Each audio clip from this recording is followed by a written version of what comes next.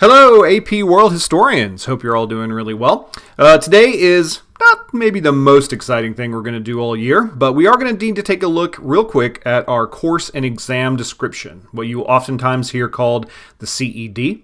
It's a wonderful little document that helps us AP World History teachers to figure out a lot about what we need to teach, how we need to teach, the kind of stuff that we're doing throughout the course of the year.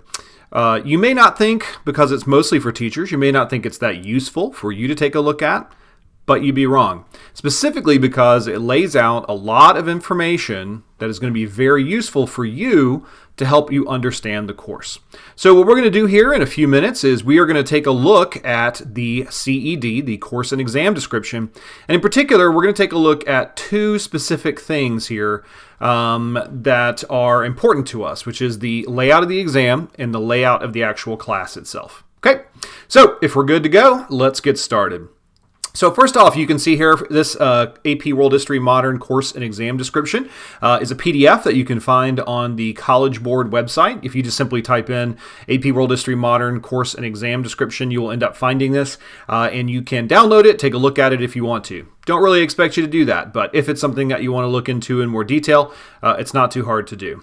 So let's take a look then. We're not going to go through the entirety of it. As you can probably see, it is quite a lengthy document. It's got something like 280 pages or something in it, and you can see the overview here. A lot of this stuff is really going to be stuff about the unit guides and some details there, but still, it's a very lengthy document. But we're only going to take a look at a couple of things. Specifically, we're going to take a look at some information related to the class and also related to the test itself. So let's take a look down a little bit. Starting off, I want to highlight a little thing here to you, which is a little bit here about your AP scores.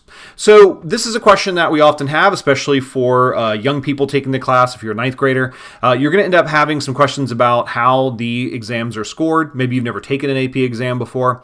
Usually in our scoring systems, we have 100 points or something like that. In this case, though, for whatever reason, the College Board has always sort of normed these tests out and given us 5 different scores that we can have here. Now, while obviously the 5 is the best and the 1 is, I guess, the worst, and I don't really like using that word, but maybe that's the best way to put it. Regardless, what you get on this exam, like the very fact that you've taken an AP class and that you have done well in the class and that you've taken this exam is something to be very happy about, something to appreciate and be proud of. Now, however, there are advantages to actually having these AP scores. So let's take a look through it real quick. So AP, again, is going to be 5 different scores. The best score, the highest score is a 5, which they correlate to extremely well qualified and would be about an A for a college grade. A 4 is well qualified. That's an A minus, B plus, or a B. Qualified is going to be a B minus, C plus, or a C. And then 2 and 1s are going to be possibly qualified or no recommendation. Typically speaking, when we're talking about this class, we're going to say a 3 and above is going to be what's called a pass. So in other words, if you're getting that, that's kind of our goal that we're shooting for. And if this is your first AP class, or maybe you haven't had that much experience with it, or you're just trying it out, 3 is a fantastic score. Also, starting out with AP, over time, you're going to build skills that are going to be useful to you in the long run anyway. So potentially, even if you don't get the highest score when you take these early on in the future, perhaps that'll help you out just a little bit as well. But the exam itself is going to be out of these 5 different points that you can get. All right, let's fast forward here just a little bit, and we're going to come down here and take a look at our next section, which is going to be all about the course framework. So the first thing we want to take a look at here is these historical thinking, skills, and reasoning processes. Now, we're not going to look at this particular page. I want to look at this page, but of course, we got to be able to rotate it. So let's rotate that bad boy clockwise. And then we can take a look here, okay? So these are our AP historical thinking skills. These are different things that we're going to be using throughout the course of the year to make history make sense. So 6 different ones here. Some of them are kind of, maybe not generic, but some of them are kind of like just open-ended kind of things like developments and processes. Identify and explain historical developments and processes. This is kind of a skill maybe that you would more relate to a traditional history class like understanding something along those lines. But some of the other ones here are particularly important and maybe even a little bit different. So I would like to focus in on just a couple here. We got skill 2, sourcing and situation. Analyze sourcing and situation of primary, and secondary sources. So in this case, one of our big skills is looking at documents. So for analyzing, sourcing, and situation of primary and secondary sources, what we're doing is we're looking at a document, and as it says in 2.A down there, identify a source's point of view, purpose, historical situation, and/or audience. Or explain the point of view, purpose, historical situation, and audience of a source, or explain the significance of the source's point of view. So one of the things that we're going to do on DBQs, document-based questions, and also in our traditional multiple choice kind of questions, is we're going to be taking a look at sources. And we're going to look at those sources and try to figure out more detail about those individuals. It's a little skill that's not something maybe you're used to, but it is a pretty important one. Also want to take a look here at skill 4, contextualization. This is one that often confuses a lot of my students. Analyze the context, of historical events, developments, or processes. If you look down below, it says identify and describe a historical context for a specific historical development or process, and explain how a specific historical development or process is situated within a broader historical context. So they're kind of using the word to define the word there, which I don't like. But what context basically means is what came before or what is going on at the same time as the things that are happening in front of you. So for example, if we were to talk, say, about the Mongols or something during this period, you would say what else is going on around and where have they come from. So perhaps you, in a contextual source, you might talk a bit about the Huns, who were another style of kind of nomadic steppe warriors, or maybe you could talk about the Turks, who are also in a kind of similar way. But you could also talk about sort of what's going on in other parts of the world. Maybe you talk about Europe a little bit, what's going on in Europe around the time of the Mongols. The point of this is to explain more about what is actually happening. It's not just what is happening kind of right in front of you, it's what is the broader perspective. A lot of teachers really analogize this to the idea of the Star Wars crawl. So hopefully you've seen Star Wars, pretty great movies, though I don't know about the new ones, but that's a whole nother video, or you can find a lot of videos like that on the internet. But regardless, looking at contextualization from the Star Wars crawl, when you start the first Star Wars movie, you are immediately thrown into this combat between a ship and a Star Destroyer. And so in order to place that battle, they have a little crawl that explains that there is a rebellion that's broken out and Princess Leia is a part of it and all this kind of stuff.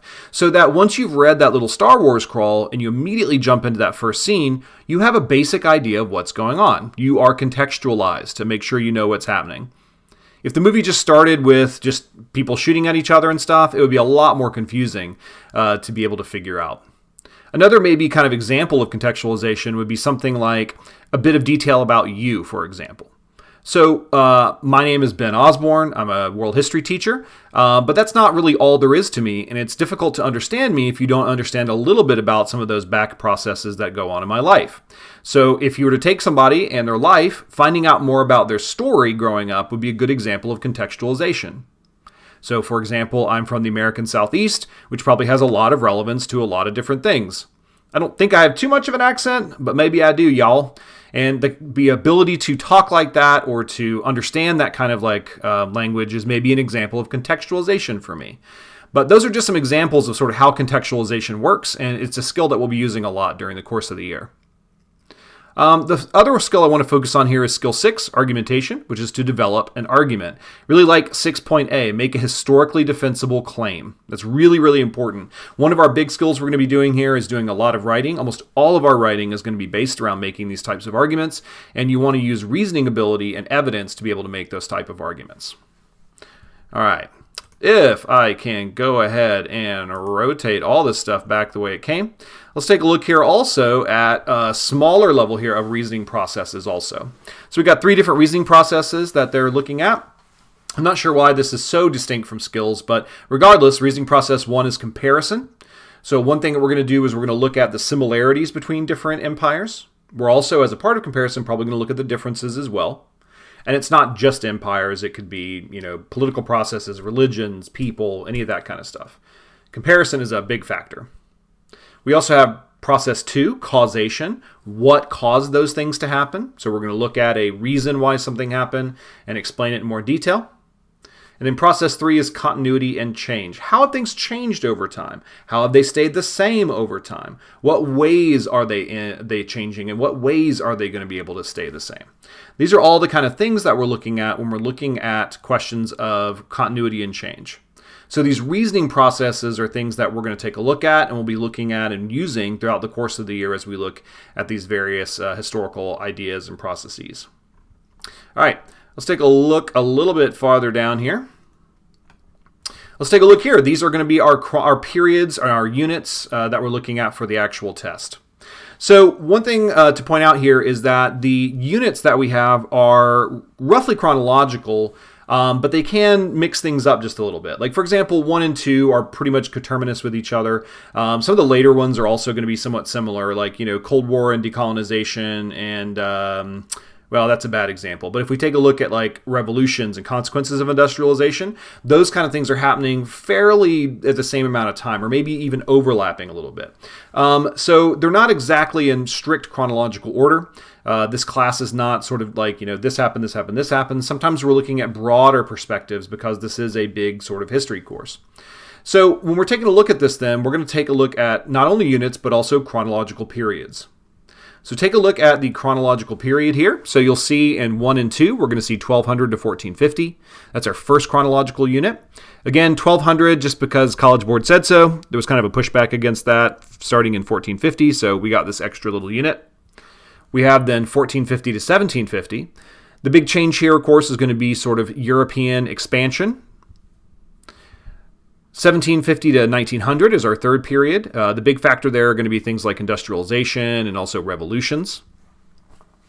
1750 to 1900, and then 1900 to the present. And the big change there is going to be the decline of imperialism, as well as sort of those global conflicts that are going to take place. Now, within those chronological periods, then, we have these different units. So Unit 1 and Unit 2 are pretty similar, but Unit 1, the global tapestry, is going to look at kind of like things that have happened before, but as well as kind of the state powers and things like that that are going on. Unit 2 is very specifically focused around, say, the Indian Ocean Trade Network, Trans-Saharan Trade Network, Silk Road, these kind of networks and exchange and their importance. Unit 3 and Unit 4 are in that same period there. Unit 3, land-based empires, is going to focus in on ones that are very specifically not European expansionary empires. So things like the Ottomans or Safavids and others. And then transoceanic interconnections is going to be all about that Columbian exchange and the Europeans expanding around the world. 5 and 6 then are going to be in 1750 to 1900. Revolutions is the first one, so that's a lot of political revolutions. For example, the French Revolution and so forth. Consequences of industrialization are going to be things like imperialism, as well as the changes that are going on within those European countries, like changes for workers or for women, stuff like that. And then lastly, global conflict, Cold War, decolonization, globalization. Again, 7 is going to be a lot about World War I, World War II. Unit 8 is pretty simple, Cold War and decolonization. And Unit 9 is kind of all this kind of more modern stuff that we're seeing today. All right, now we're going to have to go pretty far down for one other thing that I want to check out with you, which is going to be a little bit more about the actual test. Again, you can see all kinds of good stuff here, course at a glance, all kinds of interesting factors and features about different topics and stuff. Your teachers will use this to come up with some pretty good information, some pretty good detail. But what we're looking for here is going to be this question down here about the actual test and sort of how that test works, and just a little bit more about what kind of questions are on the test. So let's take a look here at exam information. And let's take a look at exam overview. So AP World History assesses student understanding of the historical thinking skills and learning objectives outlined in the course framework. The exam is 3 hours and 15 minutes long. That's a long time. And students are required to answer 55 multiple choice questions, 3 short answer, 1 document-based question, and 1 long essay question.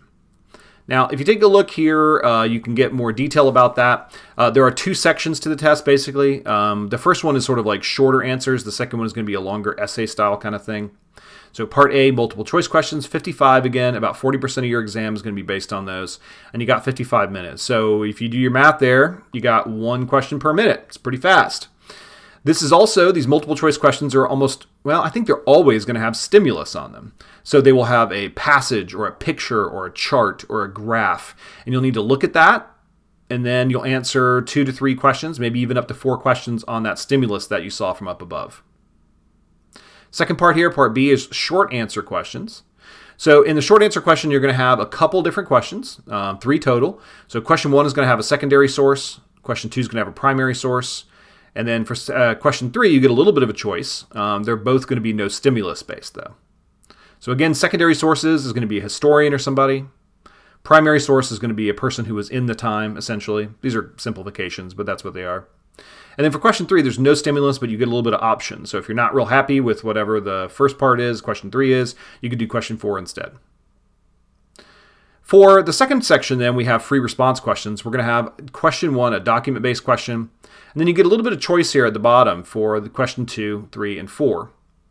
So the document-based question, you're going to get 1 question. You're going to have 5 total documents. It's worth 25% of your exam, and it's 60 minutes total. You're going to have about a 15-minute sort of mandated reading period, but after that, you can kind of do what you want to with it.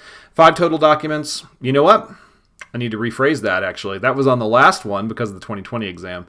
I believe it's going to be 7 documents now, so it's a lot shorter, but it is going to be 7 total documents. Apologies. Hopefully we won't have another 2020 COVID-style world history AP test, but assuming we don't, then it'll be 7 documents. And who knows, that could change. They may increase it, decrease it, whatever, depending. Next up then, question 2, 3, and 4 are long essay questions, 15%, 40 minutes. You're going to choose one of those 3 questions. So if question 2 or 3, 3 is not really to your liking, you could do question 4. Generally speaking, they're going to be sort of the same skill type. So they would use like comparison or causation, but they're going to be slightly different time periods. So let's say that you really studied pretty hard on one time period. It might be a lot easier for you to choose question 4 maybe because it's a later time period that you're much more used to. All right, just a little bit of detail there for you about AP World History Modern, just some detail about the test as well as the class itself. Again, the test is in May. It changes a little bit on the dates, but it's in May, and it will be about 3 hours and 15 minutes, and you're going to have these question styles that are based on it. The test itself then is based upon the skills and the time periods that we showed before. So the skills like comparison and causation or contextualization, things like that, are all things that are going to be based on the test. That's how you learn the information to actually put it on the test itself. So all that's going to wrap all up really well. I'm going to study all those things throughout the course of the year and make sure that you're ready for the AP exam. Excellent. If you got any comments or questions, please put it down on the bottom. Thanks so much for paying attention and listening. Bye-bye.